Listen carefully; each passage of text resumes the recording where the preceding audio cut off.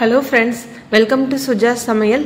இன்னைக்கு நம்ம குழந்தைகளுக்கு ரொம்ப ஹெல்தியான பீட்ரூட் ரைஸ் வந்து எப்படி பண்றது அப்படி நாங்க பார்க்க போறோம். வாங்க இப்போ வீடியோக்குள்ள போலாம். இதுக்கு முதல்ல நாம அரிசியும் பருப்பையும் வந்து ஊற வச்சுக்கலாம். குழந்தைகளுக்கு செய்யும்போது நம்ம கொஞ்சம் ஊற வச்சிட்டு செய்யறது நல்லது. இதுக்கு நான் இன்னைக்கு 2 டேபிள் ஸ்பூன் அரிசியும் 1 டேபிள் ஸ்பூன் அளவுக்கு பாசிப்பருப்பு எடுத்திருக்கேன். பாசிப்பருப்புக்கு பதிலா நீங்க துவரம் பருப்பு கூட சேர்த்துக்கலாம். இதே இப்போ 6 மாசம் தான் ஆகுது அப்படின்னா நீங்க 1 டேபிள் ஸ்பூன் அரிசியும் 1/2 டீஸ்பூன் பருப்பும் எடுத்துக்கோங்க. இப்போ இதை நல்லா ஒரு 3 வாட்டி கழுவிட்டு தண்ணி ஊற்றி ஒரு அரை மணி நேரத்துக்கு நம்ம ஊற வச்சுக்கலாம்.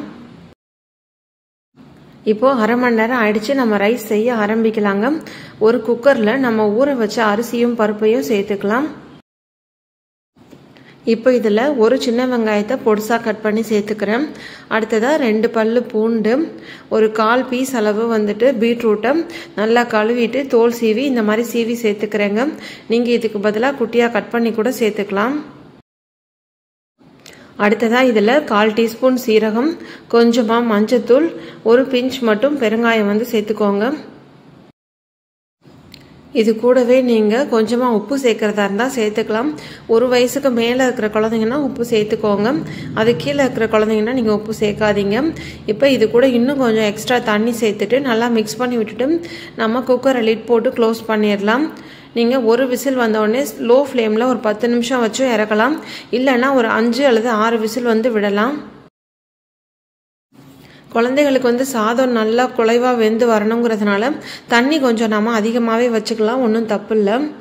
இப்போ வந்து குக்கர் ஓப்பன் பண்ணியாச்சு, நல்லா குழைவா வெந்திருக்கு. இப்போ இதை வந்து நம்ம நல்லா மேஷ் பண்ணி விட்டுக்கலாம். குக்கர் ஓப்பன் பண்ண உடனே நல்லா சூடாக இருக்கும் போதே இந்த மாதிரி நல்லா மசிச்சு விட்டுக்கோங்க. குழந்தைங்க வந்துட்டு 6-7 மாத குழந்தைங்கன்னா மிக்சியில் ஒரு வாட்டி ஒரு சுற்று ஓட விட்டு கொடுங்க.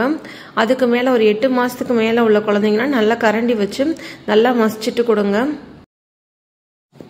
ரைஸ் வந்துட்டு கொஞ்சம் திக்காக இருக்கிறதுனால இதில் இன்னும் கொஞ்சம் நான் தண்ணி சேர்த்து நல்லா மிக்ஸ் பண்ணிக்கிறேன். இது கூடவே நம்ம ஒரு 1/4 டீஸ்பூன் அளவுக்கு நெய்யும் சேர்த்து மிக்ஸ் பண்ணிக்கலாம். பீட்ரூட் ரைஸோட கலர் வந்துட்டு அப்படியே அந்த பீட்ரூட் கலர்லேயே வேணும் அப்படின்னு நினச்சிங்கன்னா மஞ்சத்தூள் மட்டும் ஸ்கிப் பண்ணிக்கோங்க.